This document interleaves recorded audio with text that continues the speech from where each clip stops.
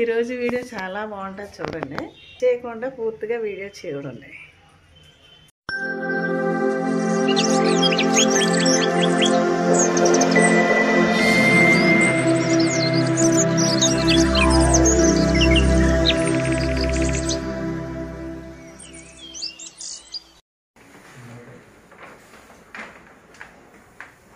చూపిస్తున్నాను సరే, డిజైన్ బాగుంది కదా.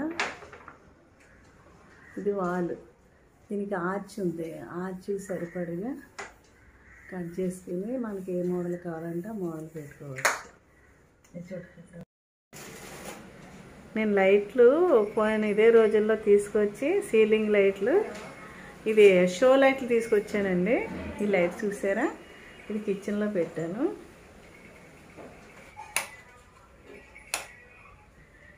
కలర్గా మారుతాయి సరే.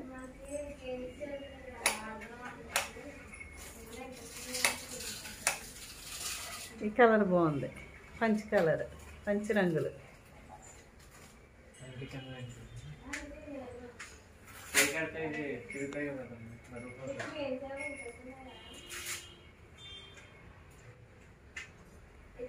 ఈ చిన్న దాంట్లో నేను చిన్న బల్బులు అంటే నేను ఇది నైట్ టైం పెట్టుకోవచ్చు అని పెట్టమంటే మొత్తం కలెక్షన్ అంతా కూడా ఈ 4 లైట్లు ఆ మూల ఈ మూల ఉన్నాయి అన్నిటికీ ఒకటే కలెక్షన్ పెట్టాడు.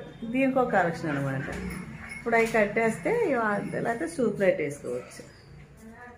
చూసారు కదా ఎలా ఉంది. ఈ స్టాండ్ బాగా నచ్చిందండి, కప్పులు పెట్టుకునేది.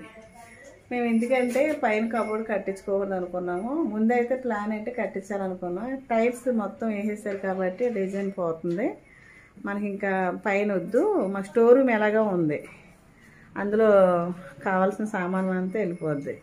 మనకు కావాల్సింది ఏంటంటే వంట సామాను, ప్లేట్లు పెట్టుకోవడానికి ఈ కింద ఇవి ఉన్నాయి కదా, ఇవి కట్టిస్తా. అందుకని మేము ఇంకా దీని గురించి ఇలా పెట్టేసుకోవాల్సి వచ్చింది. నాకు బాగా నచ్చింది సింపుల్గా ఉండడానికి.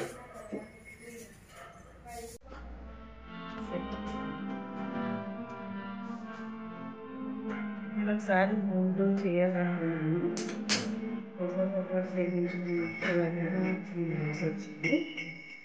ఇది కూడా నేను ఆన్లైన్లో పెట్టాను. దీనిలో అన్నీ కూడా పడతాయి, నేను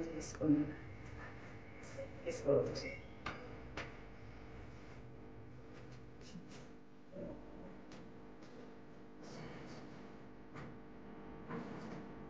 ఇందులో బాగుంది.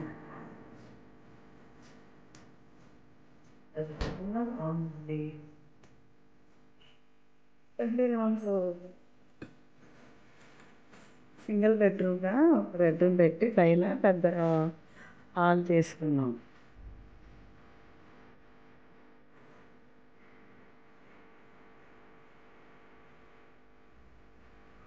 మొన్న సోఫా కుట్టించాను అన్నాను కదా, ఇది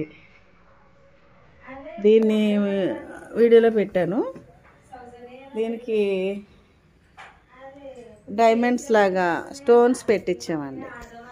అంటే బయట పెట్టిన సోఫాని నేను రీమోడల్ చేయించాను. ఇలాగా బాగుంది కదండి. ఇంకొకసారి చూపించడం ఏంటంటే మొన్న బాగా సరిగా తీసి పెట్టలేదు నేను.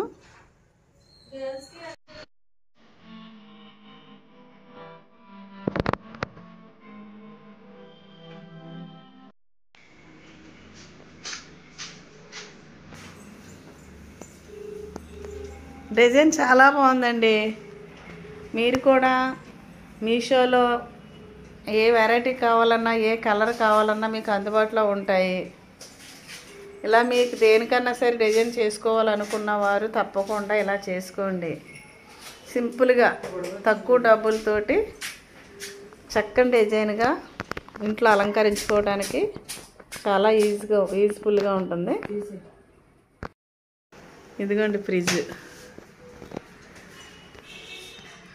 ఫ్రిడ్జ్కి కూడా అదే డిజైన్ పెట్టేస్తున్నా.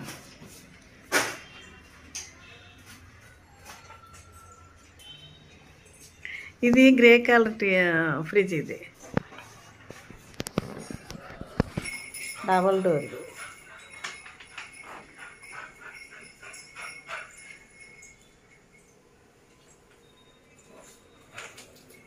సరే పెద్ద ఫ్రిడ్జ్. ఈ సైడ్ కూడా అది అలా వేసుకోవాలని. ఎందుకు వేపిస్తున్నానంటే ఇది వాష్ చేసేటప్పుడు వాటర్ సబ్బు నీళ్ళు వెళ్ళకుండా ఉంటే బాగుంటుంది కదా, మనకి తప్పదు కదండి.